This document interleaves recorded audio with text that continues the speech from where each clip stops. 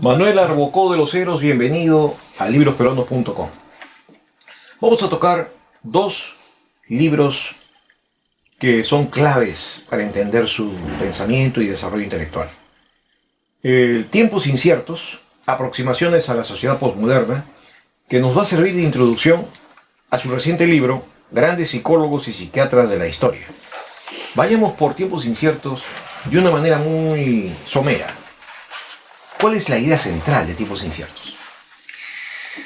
Bueno, es una colección de notas y pequeñas notas publicadas en el Diario El Peruano durante unos años que yo trabajé, y breves ensayos acerca de la condición humana en estas últimas décadas, ¿no? Lo que algunos pensadores llaman pues la posmodernidad.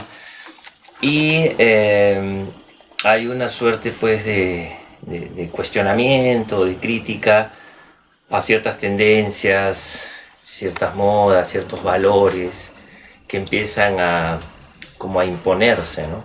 Por eso el título, ¿no? Alguna vez un amigo me dijo, bueno, ¿y en qué momento no hemos vivido en incertidumbre, ¿no? Pero quizás algo que caracteriza a estas sociedades más actuales es el dinamitar todo tipo de verdad, ¿no? Todo tipo de columna que había servido durante mucho tiempo al ser humano, ¿no? Entonces yo creo que son tiempos más inciertos que los anteriores, ¿no? Yo creo que esta respuesta suya nos pone en una excelente posición para entender el siguiente libro, porque Tiempos inciertos tiene que ver con el vacío, un tipo de vacío existencial. Ahora sí entramos entonces a Grandes psicólogos y psiquiatras de la historia. Es una antología, una selección muy bien presentada de psicólogos y psiquiatras que han tenido un papel realmente gravitante para el hombre contemporáneo. No vamos a tocar todos, sino los que han sido más significativos y mejor expuestos, a mi modesto entender. Freud. Vayamos a Freud y el inconsciente. ¿Realmente es el inconsciente la mejor y más importante contribución de Freud? Bueno, a pesar de los cuestionamientos y las críticas, creo que hay varios aportes, ¿no? de este médico, ¿no?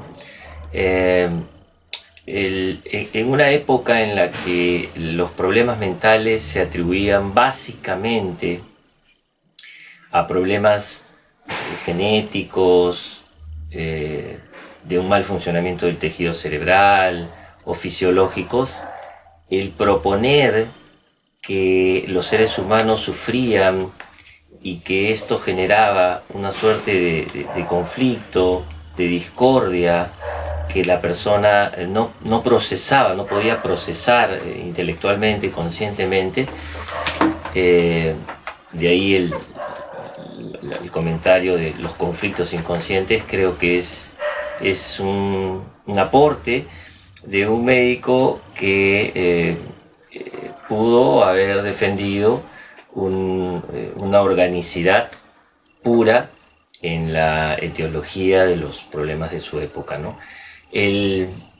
Por ejemplo, el indagar y proponer que las primeras experiencias en la vida de la gente, cuando somos pequeños, cuando somos niños, pueden marcar un derrotero posterior en nuestras relaciones con los demás, en nuestra forma de sentir, creo que también es otro aporte, ¿no?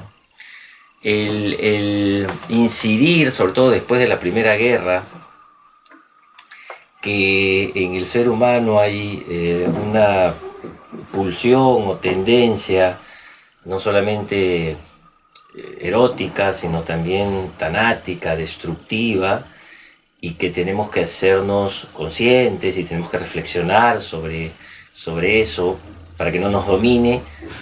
Creo que también es algún aporte. Y bueno, finalmente el psicoanálisis, el mismo Freud dice, es un método para investigar aspectos no conscientes, pero también es una forma de llevar alivio, tratamiento, ¿no? Porque él era médico, de hecho crea el psicoanálisis con un propósito de curar gente.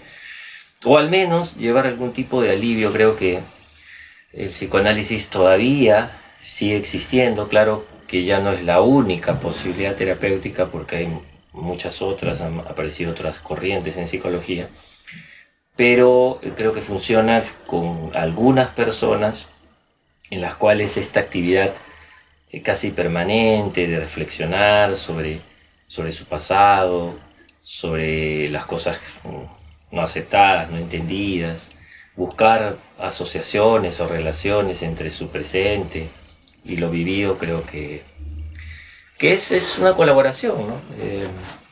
Claro. Ahora, lo que sí hay que, digamos, considerar, ponderar en todos los autores que hay, es que esto es, claro, es una disciplina que aspira, que intenta, en general, la psicología, intenta ser académica y científica, por lo tanto, no hay verdades pues absolutas, ¿no? Entonces, hay que entender que probablemente, ¿no?, en su época había muchas limitaciones para entender el comportamiento, las complejidades de la mente, inclusive el funcionamiento cerebral, que quizás ya muerto Freud empezaron a revelarse, ¿no? Ahora vayamos a Carl Jung. Carl Jung es el fundador de la psicología analítica. Y él combina psicología, filosofía, misticismo. Y aporta conceptos muy interesantes: inconsciente colectivo, arquetipos, sombra, sincronicidad, ánima, ánimos, introvertido, extrovertido. Realmente la huella de Jung actualmente, ¿sobre qué categoría suya gravita actualmente más? Bueno, hay una escuela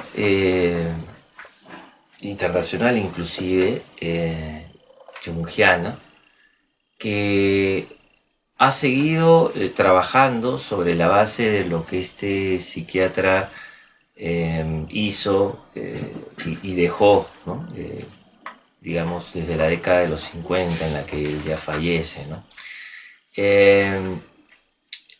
Yo creo que el problema con Jung, si se quiere, es que efectivamente él tuvo una época que algunos han como bautizado como la etapa mística de Jung, ¿no? Que quizás fue una de las cosas que dejó ver también en sus inicios, en esa relación que tuvo con Freud, y que alguna vez Freud consideraba que ya bastantes críticos y cuestionamientos tenía a su modelo del inconsciente, y que asumirle o sumarle, mejor dicho, ciertos conceptos muy hipotéticos podrían restarle más que sumarle, ¿no? Y cierto tipo de egos también llevaron a que ellos se separen. Creo que, como lo ponemos en el libro, Jung, el mérito también que tuvo fue que viajó mucho. Cuentan que viajó al África, viajó a México, viajó a la India, estuvo en varios lugares y escuchó muchas historias, ¿no? Y no se cerró de repente como hizo la línea dura freudiana, a lo que se ha considerado una actitud media dogmática, ¿no? De ver la mente universal, de ver la mente de Viena, del hombre de Viena o del hombre europeo de aquella época como el referente de la mente universal, ¿no? Entonces, el mérito de Jung es que un poco abre el psicoanálisis y lo acerca a la filosofía, lo acerca a la antropología, lo acerca a la teología, ¿no? Y bueno, hay algunos analistas jungianos que siguen trabajando estos conceptos, ¿no? El inconsciente colectivo, los arquetipos, o por ejemplo algunas modificaciones en torno a la terapia misma, ¿no? Claro. El desexualizar la libido también, que para Freud era fundamental, ¿no? Ahora sigue Adler con su aporte del complejo de inferioridad, su influencia sobre Frank y su logoterapia. Pero vayamos a Bowlby con su teoría del apego. Y él afirma, John Bowlby, que niños con madres afectuosas generan personas positivas. Con madres indiferentes producen personas inseguras. Y con madres frías crean personas angustiadas. hay un gran rol de la madre en el enfoque del apego de John Bowlby. Sí, aunque esto pueda sonar así como muy determinista, recordemos que el desarrollo, como lo han dicho otros autores, el desarrollo de nuestra personalidad no se reduce a mamá y papá. A lo largo de la vida podemos encontrar buenas personas que nos acompañen, como diría Erikson, ¿no? En la escuela, en la adultez misma. Sin embargo, estos autores como Bowlby o como Mary Ainsworth, que era amiga de Bowlby, que hizo un famoso experimento sobre cómo reaccionaban los niños con diferentes apegos a la ausencia de la madre. Estos autores, estos expertos encontraron que la vida se puede volver mucho más complicada y cuesta arriba cuando al inicio los vínculos con esa figura importante que es la madre son vínculos ansiosos o son vínculos de indiferencia o son vínculos finalmente de rechazo, ¿no? Los estudios de ellos demostrarían que los niños con dificultades de vínculos tempranos fuertes, sólidos, amorosos, solían tener, porque eso también es algo que es importante recordarlo, ¿no? La psicología rara vez puede afirmar que el 100% de las personas van a tener esto o lo otro, pero ellos encontraron una regularidad, y era que estos niños luego tenían dificultades en la esfera interpersonal y consigo mismo, podríamos llamarlo la dimensión intrapersonal, ¿no? Más inseguridad, menor confianza en sí mismo, y por otro lado, relaciones que ahora las llamarían pues medias tóxicas, o relaciones con ausencias de compromiso, ¿no? Con problemas para realmente acercarse y tener pues cierta intimidad y confianza, sobre todo en las relaciones con los demás, ¿no? Y eso de Bowlby y de Ainsworth ha sido también como confirmado, digamos, por otros autores que ya no están citados en el libro porque es una selección, como Erik Erikson o como René Spitz, ¿no? Que estudió, por ejemplo, Spitz a los niños que después de la guerra iban a parar a orfanatos y perdían todo vínculo con la familia de origen, ¿no? Y a los cuales se les daba comida, se les daba alimento, pero había una disminución drástica en el contacto físico, como normalmente ocurre en los niños que están en casa, ¿no? Que los miramos, los tocamos, los abrazamos, los cargamos, ¿no? Y encontró inclusive un tipo de retardo psicomotor, un tipo de depresión. Spitz encontró depresión en bebitos, ¿no? Que se caracterizaba por pérdida del apetito, bajo peso, tendencia al llanto, dificultades para dormir, etc., ¿no? Luego sigue Piaget, con su famosa psicología genética, pero también vamos a seguir nosotros con nuestra selección para hablar de Albert Ellis. Albert Ellis tiene inspiración estoica y propone una terapia racional emotiva conductual. Dice él que no son los sucesos, sino las interpretaciones de los mismos, especialmente negativos, los que nos enferman. Pero usted acaba de dar el ejemplo de los niños, incluso de cuna. Estos niños hacen interpretación y por eso se deprimen. No. Ellis representa a una línea diferente en psicología, ¿no? Una línea que en los últimos años se ha posicionado muy bien, que es la línea cognitivo-conductual, ¿no? Si el fuerte de la teoría psicoanalítica o psicodinámica, que es la herencia, fue esas primeras experiencias, esos primeros años de vida, recordemos que hay una especie de memoria emocional también, ¿no? ¿Cómo pueden impactar estas distancias, estos alejamientos, estos rechazos si la criatura tiene 1 año, 2 años y no tiene un aparato cognitivo desarrollado, ¿no? ¿Cómo? O sea, si no entiende, ni siquiera tiene un lenguaje propiamente articulado y desarrollado. Bueno, pero habíamos entendido que, según estos autores, las primeras memorias son memorias hasta corporales, son memorias emocionales, ¿no? el rechazo, el maltrato, el odio se siente, ¿no? Cuando el niño llora, cuando el niño está ansioso y tiene un llanto y vienen y lo sacuden o no vienen, por ejemplo, ¿no? Eso va generando una suerte de ansiedad básica, diría, o de angustia básica, diría una psicoanalista famosa, Klein.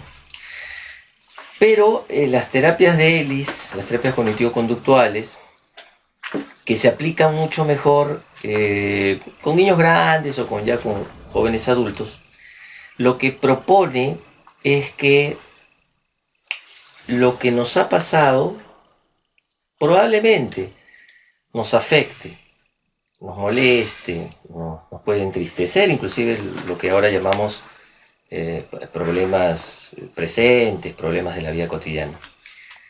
Pero él asume una posición tomada de pensadores, de filósofos de siglos atrás, inclusive de Epicuro. Él toma la idea de que no es tanto el problema que se nos presenta o la desavenencia lo que nos enferma, sino es la interpretación, evaluación que hacemos de eso. Lo normal, entre comillas, sería que ante esos hechos que nos fastidian o perturban o nos estresan, para usar una palabra muy común, se me pierden las llaves, me chocan el auto, me botan del trabajo, mi esposa me engaña, qué sé yo. Lo normal, diría Ellis, es que yo esté fastidiado, molesto, triste durante un tiempo y luego me recupere y bueno, siga con la vida, asumiendo una posición pues estoica y al mismo tiempo valiente y creativa, ¿no? Pero lo que nos deprime, lo que nos hace angustiarnos más de la cuenta, lo que hace que nos comportemos hasta de maneras torpes, dice él, es una especie de contaminación de nuestra respuesta conductual y de nuestra respuesta emocional producida por una distorsión en el pensamiento. Si yo lo que me ocurre lo interpreto mal, lo pienso de una manera desmedida. Es más, él dice, ¿no? Si yo lo veo de manera ilógica, recordemos que la gente... ello va a enfermar más. Ello va a enfermar. Ahora, permítame avanzar un poco más. Hay el famoso experimento de Rosenhan, David Rosenhan. El experimento de Rosenhan demuestra que los manicomios, lejos de curar, enferman, incluso a las personas sanas.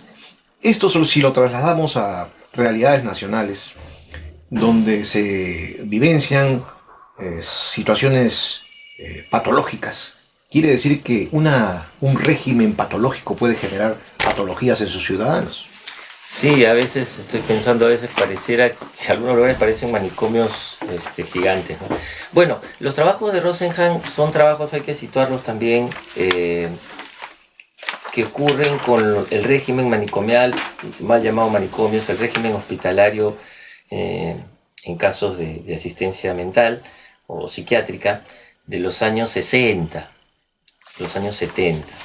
Ha habido mejoras importantes, sobre todo en los llamados países del primer mundo. En los países que están a la cola del servicio público, podríamos nosotros afirmar que todavía hay un tratamiento y una serie de problemáticas que en realidad, si no enferman más, en el mejor de los casos no ayudan a que estas personas que llegan con perturbaciones, con limitaciones, con una serie de patologías, puedan recuperarse de repente dentro de un tiempo breve, ¿no? Claro, eso nos hace pensar en lo que decía Eric Berne con su análisis transaccional, el padre nutricio o el padre crítico, ¿no? Pero vamos a saltar nuevamente hacia Erich Fromm con su orientación biófila. que se relaciona con lo que estamos conversando. Fromm propone una psicología culturalista biófila, que fortalezca al hombre biófilo sobre el hombre necrófilo. Él es parte de la escuela de Frankfurt y él era muy consciente de que hacía falta un cambio profundo de estas sociedades patológicas. Sí, bueno, Fromm no fue un psiquiatra, fue un sociólogo que coqueteó con la teología también en algún momento, de tradición judía, de familia judía, que reúne el psicoanálisis con una propuesta que podríamos llamar neomarxista, ¿no? Y que insistió a la comunidad psicoanalítica, que motivó a la comunidad psicoanalítica que saliera de alguna manera de esa comodidad burguesa y pudieran pasar a través de las teorías y las propuestas psicológicas a generar un cambio axiológico en las sociedades de su época, ¿no? Él ya veía, mediados del siglo XX, el ser humano había terminado la Segunda Guerra, comenzaba la carrera armamentista, llegan los años 60, estaba latente el temor a una tercera y quizás última guerra mundial, con todos los conocimientos pues en esta carrera armamentista. Y Fromm es considerado un psicoanalista sociocultural, ¿no? Por esta razón, por este tratar de unir el psicoanálisis propiamente dicho con algunas teorías sociológicas, algunas teorías económicas, ¿no? De alguna manera en sus textos él ya empieza a cuestionar el estilo de vida occidental muy centrado en el acumular cosas, muy centrado en la imagen. De hecho nos dice que el hombre moderno es un hombre que depende mucho de su valía, depende mucho, su estima depende mucho de la opinión que genera el medio, ¿no? Ahí permíteme hacer un salto a Viktor Frankl, con sus valores y el sentido. ¿Por qué? Porque él propone una psicología existencial y la logoterapia. Porque encuentra, como lo acaba de explicar con Fromm, que la juventud está llevando una vida vacía. Vacía de tradición, de creencia religiosa, infestada de relativismo, manipulación mediática, individualismo y nihilismo. O sea que Viktor Frankl también hace un diagnóstico sociológico.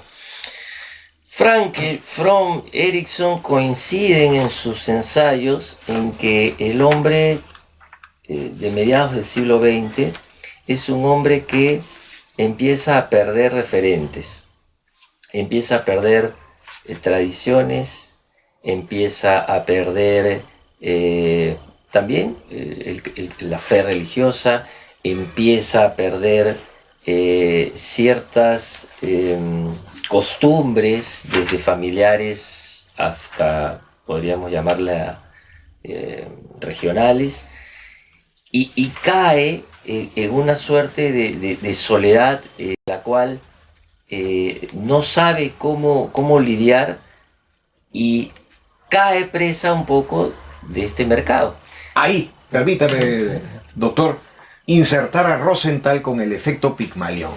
No sabe cómo actuar con el efecto del mercado porque es influido por él. Y Rosenthal justamente habla del efecto Pigmalión, en donde dice que actitudes positivas generan un clima positivo y otro negativo hacen que la persona misma se comporte negativamente. Bueno, claro, Rosenthal fue un psicólogo interesado en la educación que realizó algunos trabajos y, digamos, comprobó en estos trabajos que las expectativas de maestros, jefes, padres de familia, entrenadores inclusive, las expectativas que estos líderes tienen de las personas con las que trabajan o con las que viven, bien pueden convertirse en climas de convivencia mucho mejores, y eso influir en el rendimiento de los estudiantes, los trabajadores, los propios hijos, ¿no? Entonces, por eso se llama el efecto Pigmalión, recordando un poco una obra de teatro, ¿no?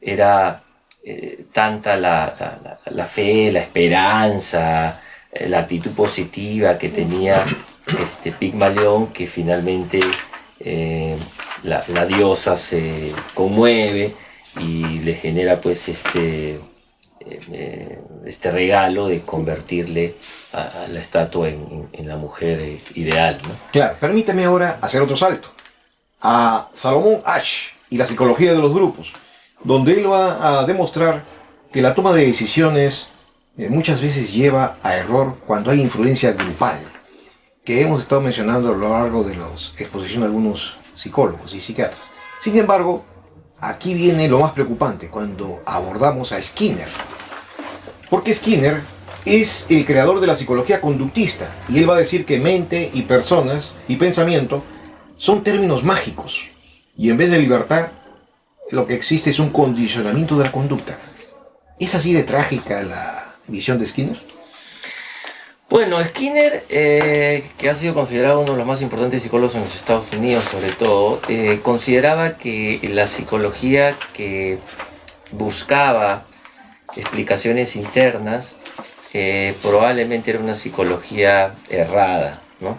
No había para Skinner, no era necesario para Skinner buscar explicaciones a través de fuerzas internas o fuerzas mentales. Los mismos términos mente le parecían como muy abstractos y él creía que poco favor le hacía la psicología a la ciencia, hablando de estos términos que inclusive consideraban difíciles de definir y de ponerse de acuerdo los psicólogos que lo empleaban. Entonces él básicamente hace una psicología, sigue una tradición conductual de Watson y se centra en lo que el hombre hace. Ahora, ahí viene el debate, un debate que inclusive llegó al mundo académico. Hay un famoso debate entre Skinner, líder de los psicólogos conductistas, y Rogers, líder de los psicólogos humanistas, ¿no? Sobre el tema de la libertad y el libre albedrío y la conciencia y todo eso. O sea, ¿hasta qué punto el ser humano es libre?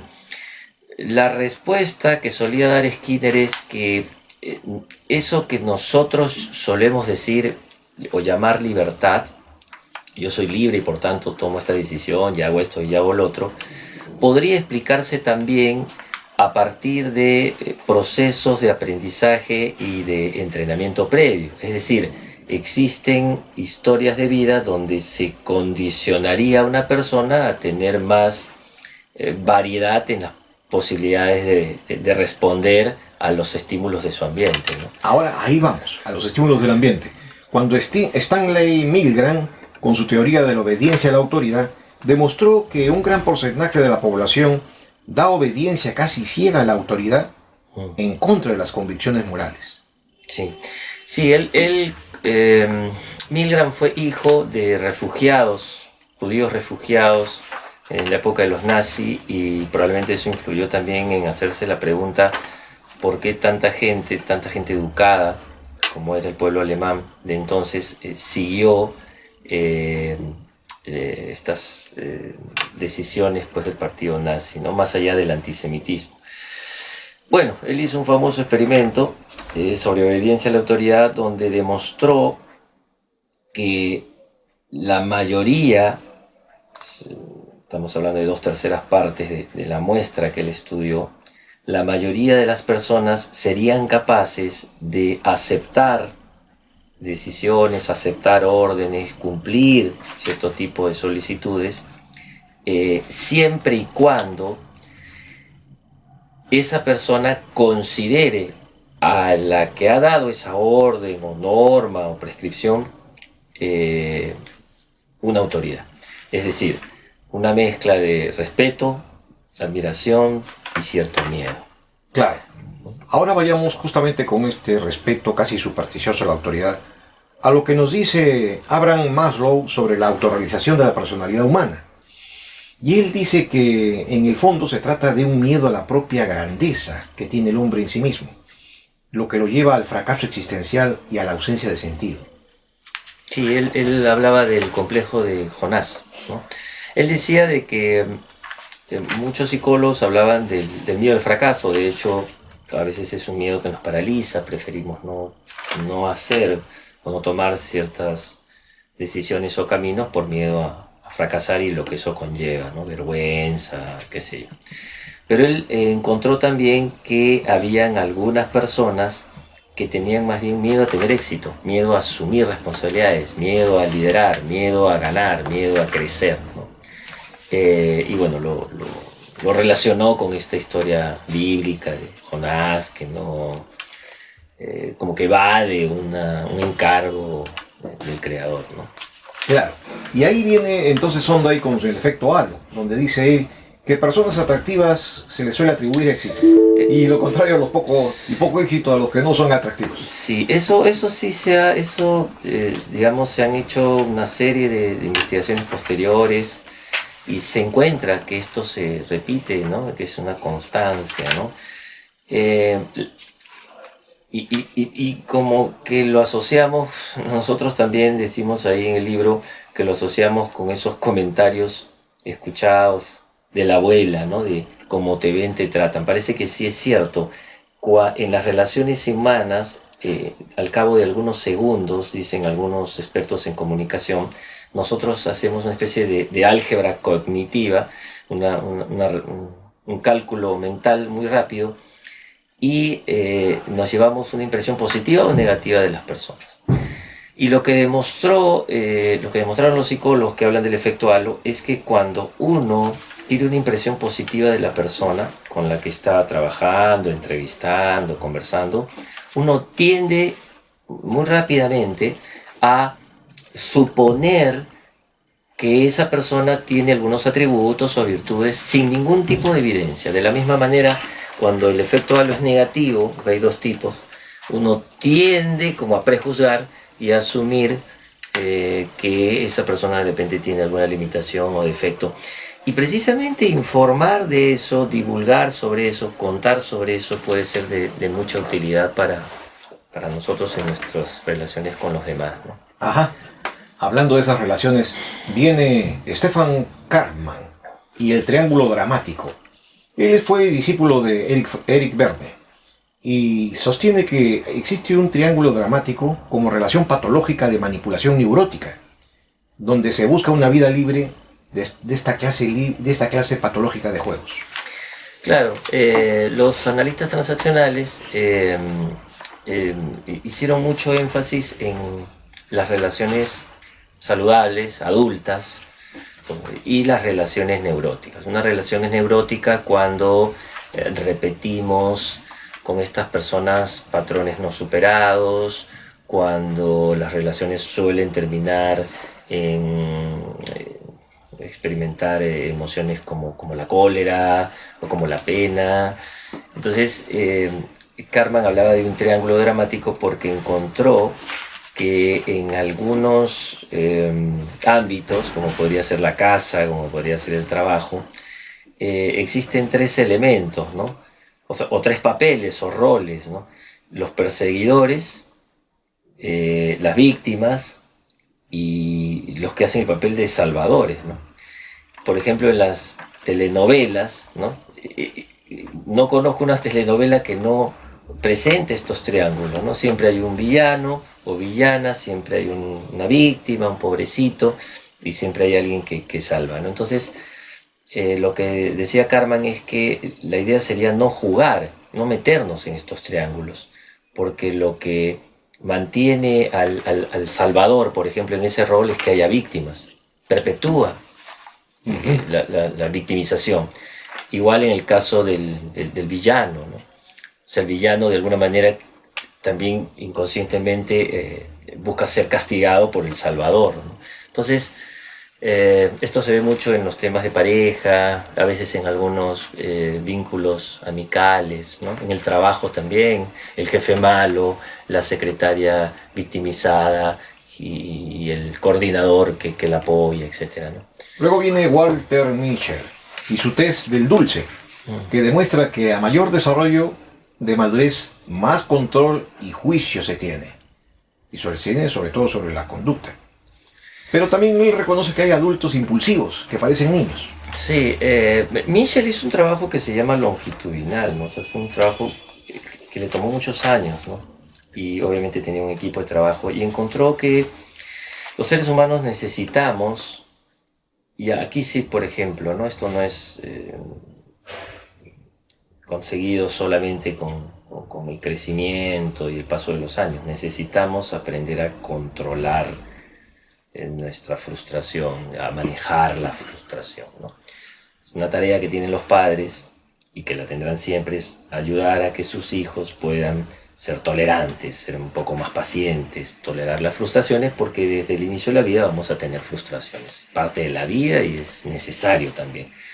Pero él encontró que los niños y niñas también, ¿no? Que eran mucho más impulsivos, intolerantes, apurados, que buscaban la gratificación inmediata a la posibilidad de una gratificación posterior y hasta mejor, solían tener este patrón luego y lo llevaban a donde se movían, ya sea la escuela o luego la búsqueda de trabajo. Y comparó y encontró que hay menor éxito escolar y menor éxito laboral en aquellas personas intolerantes, impacientes, impulsivas, ¿no?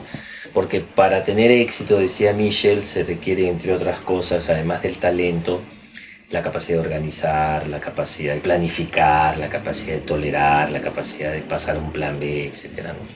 Claro.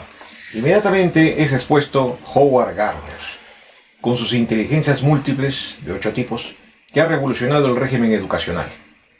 Hay diversidad mental y los talentos son distintos. Claro, en el caso de Gardner, que está vivo, que es, bueno, un referente en temas educativos, él mismo dice ya no ser un psicólogo cognitivo, sino más bien un asesor pedagógico. Gardner trabajó en los años 80 en la Universidad de Harvard y con su equipo de trabajo realizó lo que luego se conocería como el Proyecto Zero y el Proyecto Spectrum. Y lo que hicieron fue revisar toda la bibliografía y la teoría que existía sobre la inteligencia. La inteligencia era prácticamente un constructo que estaba en manos de los psicometristas.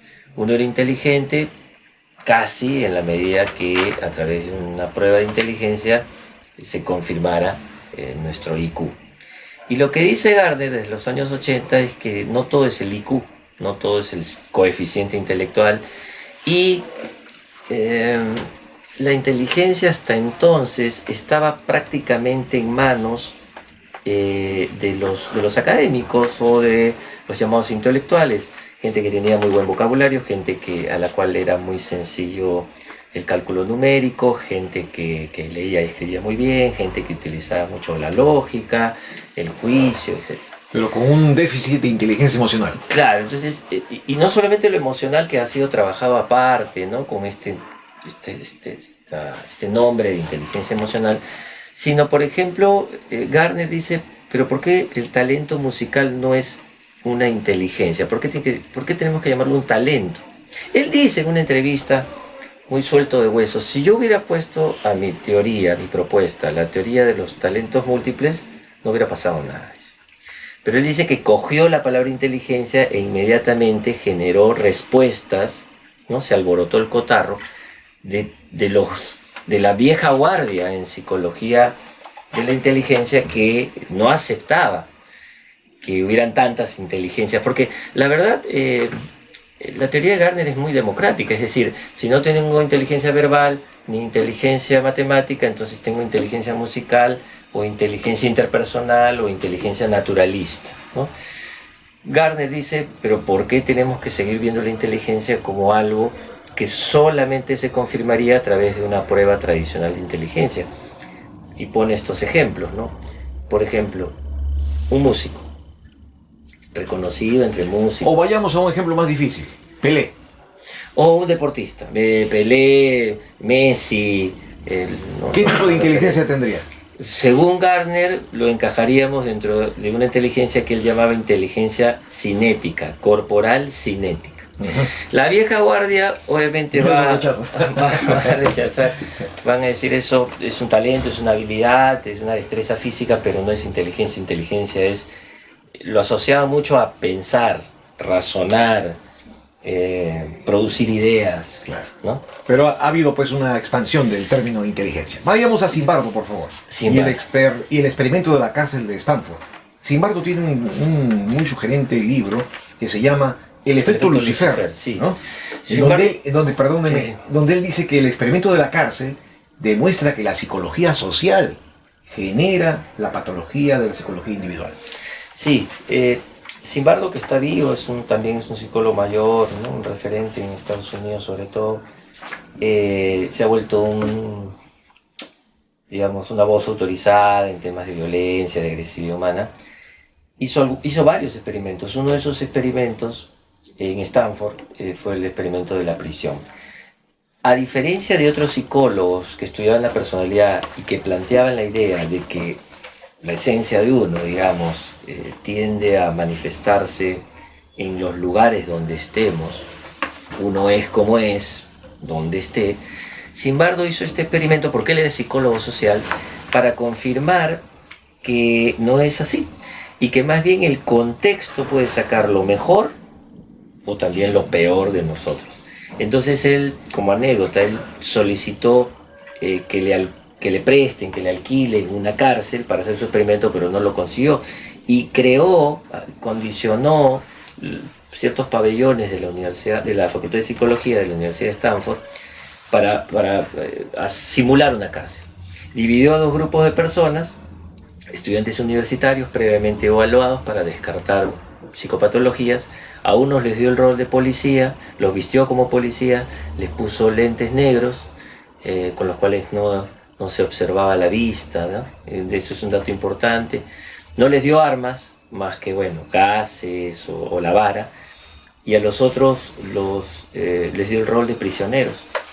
Y lo que fue viendo es que quizás no el primer día, donde todo era como muy artificial, pero el experimento inicial iba a durar 2 semanas, tuvo que ser suspendido porque todo fue grabado, y Zimbardo vio que en un número importante de los que ejecutaban el rol de policías empezaban a manifestarse abusos. Claro. Abusos, comportamientos prepotentes. Ajá. Eso se relaciona con el desamparo aprendido de la teoría de Martin Seligman.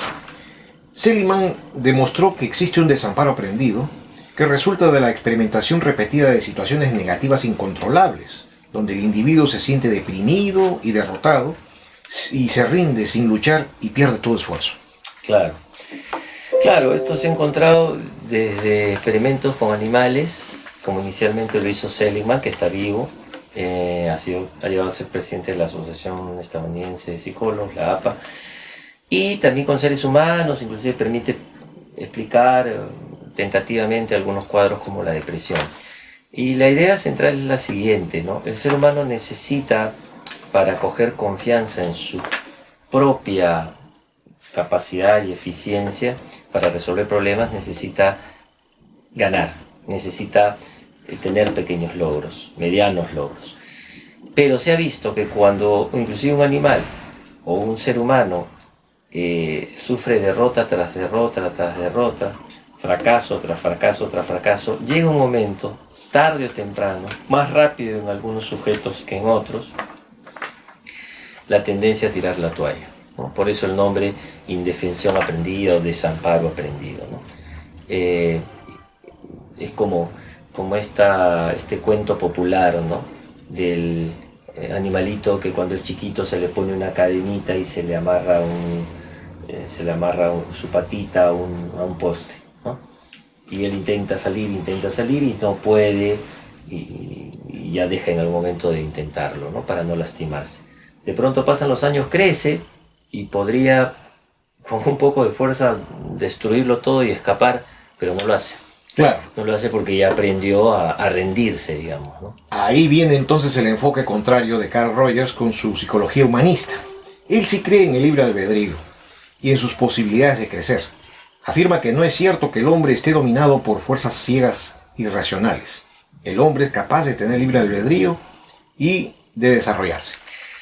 Es otra mirada también en psicología, ¿no? Finalmente, como pongo en el libro, no hay una psicología, en realidad hay varias psicologías, a diferencia de otras ciencias donde a veces un paradigma reemplaza a otro, en psicología conviven, ¿no? Rogers tiene un punto de vista diferente, Rogers, diferente de Skinner, por ejemplo, ¿no? Diferente del mismo Ellis, diferente de Freud, ¿no? Rogers tiene parte a priori tiene una fe ciega en el ser humano, ¿no? Él considera, también ha sido cuestionado por esto, ¿no? Que si se dan las condiciones apropiadas de vida de una persona desde el inicio, el ser humano tiende a crecer, a avanzar, a querer aprender, a querer conseguir cosas, ¿no? Pero él lo llama tendencia al crecimiento, tendencia actualizante, y él cuenta en uno de sus libros que es un poco lo que él vio de niño en las plantas, ¿no? Estas plantitas que a veces, inclusive a pesar de ciertas circunstancias un poco adversas, tienden a crecer, tienden a levantar, ¿no? Claro que si encuentra esta planta abono, la necesaria cantidad de agua, etcétera, obviamente pues crecerá más fuerte, ¿no? Más sana. De la misma manera, en Rogers y Maslow, en Estados Unidos, en los años 60, rompen con la tradición conductual experimental, rompen con la tradición psicodinámica y fundan una nueva corriente, un nuevo movimiento que se llama el movimiento humanista, ¿no? Ahí permítame ir dando un salto casi final ya a Rollo May, donde siguiendo a Fromm y a Frank, él denuncia la vacuidad de la vida moderna por sistemas patológicos que lo posibilitan. Sí, Rollo May, Viktor Frankl, Irving Yalom, Ronald Lane, ¿no? Pertenecen a un grupo de psicólogos, de psiquiatras que cuestionan no tanto al ser humano individual, ¿no? Sino empiezan a cuestionar mucho el sistema que ellos veían, ¿no? Los años 70, los años 60, una época donde empieza a aparecer ya muy levemente, luego sería de una manera mucho más drástica, la tecnología, los medios, ¿no? Todavía no podíamos hablar de las redes como hablaríamos ahora, pero sí empezaban a haber un empobrecimiento de algunas manifestaciones culturales y un desolamiento del ser humano. El ser humano posmoderno es un ser que deja de creer en lo que creía, que no tiene referentes de peso. Los modelos ahora podríamos decir son los youtubers o los influencers. Entonces es un ser desarraigado, como diría Fromm, es un ser que no tiene, digamos, tampoco mucha sustancia filosófica, si se quiere. Entonces a lo que recurre ya no es pues a la buena lectura, al buen arte, a la buena compañía, sino básicamente a los placeres que tienen que ver el hedonismo más simple, los placeres mucho más directos y circunscritos pues de repente el alcohol, los medios, las drogas, lo que el modelo hegemónico constante promueve como necesario, ¿no? Su última figura expuesta es Elizabeth Loftus. Ella tiene un libro famoso, Juicio a la Memoria, muy usado en contextos legales, porque revela que en sus estudios sobre la memoria, que la memoria es frágil, inventa, y es mejor desconfiar de la memoria. No todo lo que sucede en el recuerdo ha ocurrido realmente. Sí, Loftus es una psicóloga que está viva, es una profesora universitaria que ha asesorado en casos, por ejemplo, judiciales, y que de alguna manera retoma, no ha sido la primera, pero sí ha retomado el tema de hasta qué punto los seres humanos realmente podemos confiar en lo que recordamos, ¿no? Ya Freud un siglo atrás decía, ¿no?, que habían recuerdos encubiertos, ¿no? Que había una distorsión de la memoria, que no había olvido sino represión. Elizabeth Loftus ha hecho trabajos experimentales y ha demostrado que inclusive se pueden incluir en el grupo de recuerdos de la gente cierto tipo de hechos que no han ocurrido, con lo cual confirma la subjetividad humana, la capacidad de sugestión también que tenemos los seres humanos, y a veces apelando a situaciones emocionales más que racionales, se puede confundir a los demás, ¿no? Claro. Ahora permítame, por favor, 2 preguntas breves y finales. Ya. Usted en su epílogo se despide prometiendo un segundo volumen que ojalá sea publicado por su universidad, la UNIFE, que merece que la universidad se haga cargo de esta clase de publicaciones, en donde nos promete pues abordar autores tan interesantes como Vygotsky, Watson, Karen Horney, Carol Gilligan, y en el ámbito nacional a Honorio Delgado, a Carlos Alberto Seguín, Leopoldo Quiapo. Y sobre esta lista, que obviamente es mucho más extensa, la primera pregunta breve, ¿va a incluir en su lista a algún psicólogo o psiquiatra que haya estudiado los fenómenos paranormales? Bueno. Espero poder, antes de responder esa pregunta, espero poder consignar, darme un tiempo. Todo esto es obviamente es un esfuerzo personal, es autofinanciado, inclusive espero poder dedicarme, no hay mucho tiempo, a poder hacer una compilación de representantes nacionales y latinoamericanos, ¿no? Y no cierro, digamos, la posibilidad a considerar los trabajos de algunos psicólogos o psiquiatras sobre temas diversos. Por ejemplo, hubieron psiquiatras que se interesaron mucho en la medicina folclórica, la medicina que podríamos llamar naturista, ¿no? O, por ejemplo, algunos psiquiatras que, a pesar de ser formados como Seguín en una base netamente corporal, biológica, tuvieron miradas existenciales, ¿no? Inclusive citando en sus trabajos a Jaspers, a Martin Buber y cosas así. El tema de los fenómenos paranormales, no me viene en este momento a la cabeza un psicólogo del mundo académico, por cierto, ¿no? Serio, que haya trabajado con seriedad, con rigurosidad, este tipo de... No le viene a la memoria, pero sí existen, ¿verdad? Que haya trabajado para eventos parapsicológicos acá en el Perú. Raine, por ejemplo, Rine. Pero a nivel internacional, claro. No, pero a nivel nacional, así... que lo haya trabajado con seriedad. No se conoce. Ahora sí, permítame la pregunta final. Sí. Quisiera pedirle una reflexión sobre cómo interpreta usted que la psicología haya nacido a fines del siglo XIX, justo cuando parece que empieza la gran enfermedad de la civilización capitalista actual. Ocurren cosas en el siglo XIX, ¿no? Los historiadores señalan algunos hechos. Por ejemplo, en el siglo XIX, más que en los anteriores, existe una serie de hechos, algunos fortuitos, donde se empieza a encontrar que lesiones cerebrales traían dificultades a nivel cognitivo, a nivel comportamental, ¿no?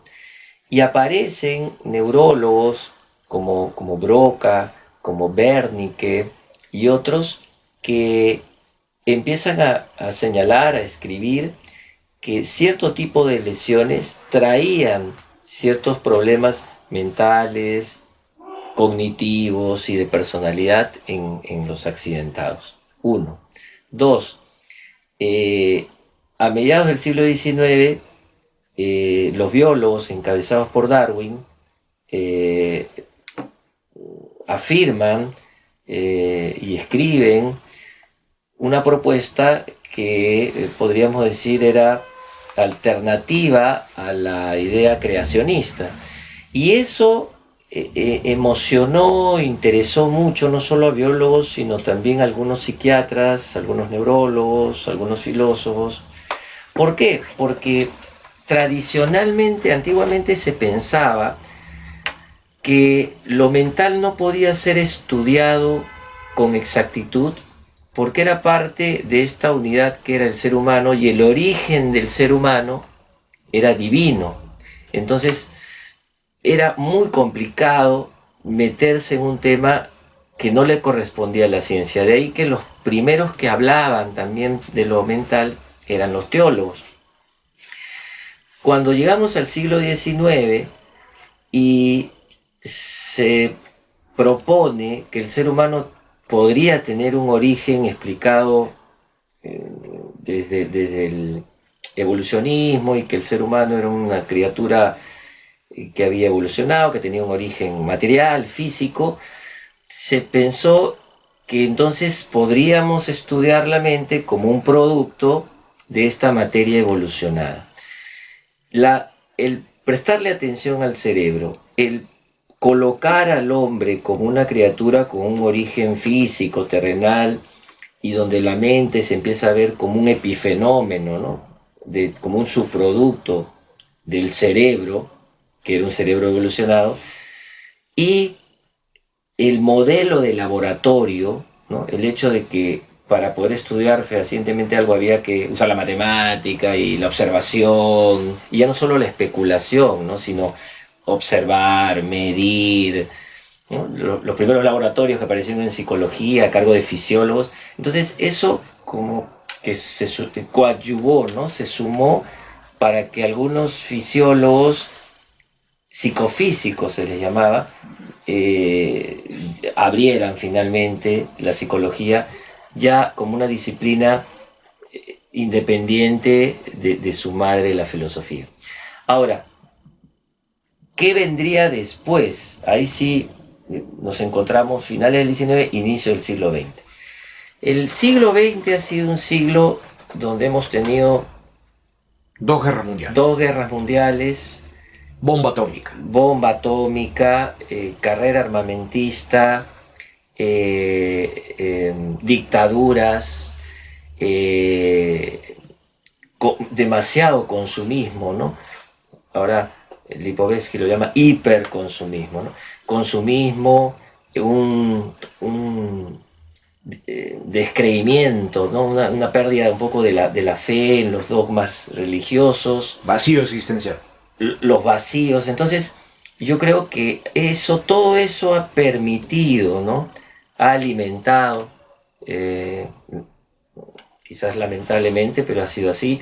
Las mismas consecuencias de la Primera y Segunda Guerra le sirvieron a la psicología para hacer estudios sobre las neurosis de guerra, sobre las personas que quedaban traumatizadas, ¿no? Entonces yo creo que en el siglo XX ha habido una patologización mayor del hombre. Sí, yo creo que sí. Yo creo que ha habido luchas de ideologías. Estamos viviendo, ¿no? La cosificación humana. La cosificación humana, el hiperconsumismo, esta venta media tonta de la felicidad al instante, ¿no? Reinado de lo banal, ¿no? de lo insustancial. Los referentes de antes, de antaño, que acompañaban las paredes de las escuelas, ahora han sido reemplazados pues, por los influencers, por los youtubers, por las estrellitas de televisión. El aumento desproporcionado, ¿no? del consumo de drogas, la armamentización. Entonces, creo que el siglo XX le ha brindado a filósofos, sociólogos y psicólogos demasiadas variables a estudiar, ¿no? Y el ser humano se ha ido despintando, ha ido perdiendo sustancia, ha ido embruteciéndose, ha ido cosificándose y ha ido perdiendo realmente peso, ¿no? Muchísimas gracias por esta importante entrevista, Manuel Arbocó de los Heros. No, gracias a usted, profesor Gustavo, por la oportunidad. Gracias.